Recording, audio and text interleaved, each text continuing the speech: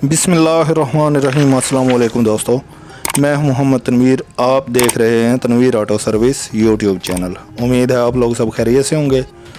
और आज की वीडियो यामाहा YBR 125 उसके कार्बोरेटर के मुताल्लिक है और उसकी मिसिंग के मुताल्लिक है। बाज़ औक़ात है ना, ये YBR के अंदर एक प्रॉब्लम आ जाती है।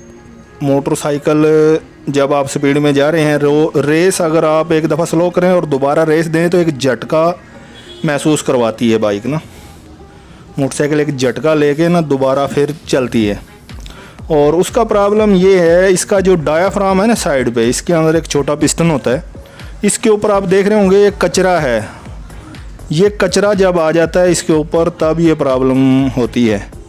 और ये बिल्कुल आसानी से आप ना कार्बोरेटर, ये मैंने तो वीडियो बनाने के लिए अलहदा किया है। ये वैसे ही साइड से खोल के ना ये डायाफ्राम निकाल लें और इसको आप साफ़ कर दें अच्छी तरह। और उसके बाद खुश्क कर दें बिल्कुल ही ना, कोई किसी किस्म का ना लिक्विड चीज़ कोई भी ना लगी हो इसके ऊपर। इसको भी डायाफ्राम वाली साइड को, इस पिस्टन को भी अच्छी तरह साफ़ कर लें।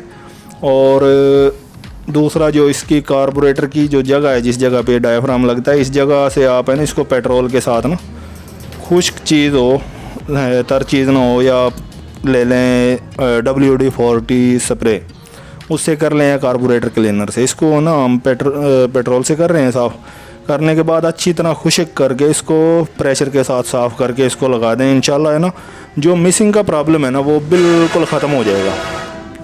मोटरसाइकिल के अंदर ना जो आपकी बाइक जा रही है, आप रेस एक दफ़ा कम करके जिस वक्त दोबारा रेस देंगे, वो जो झटका है वो बिल्कुल ख़त्म हो जाएगा। वो इस वजह से झटका होता है ये जब इस डायाफ्राम वाले जो पिस्टन है इसके ऊपर ये कचरा आ जाए, तो बिल्कुल आप आसानी से ना इसको सेटिंग कर सकते हैं। ये छोटी सी इन्फॉर्मेशन थी और मैंने कहा आप लोगों से शेयर कर लेता हूँ। उम्मीद है वीडियो आप लोगों को पसंद आई होगी। दुआओं में याद रखना दोस्तों। बाकी ये फिटिंग की वीडियो आप देखें। शुक्रिया, अल्लाह हाफिज़।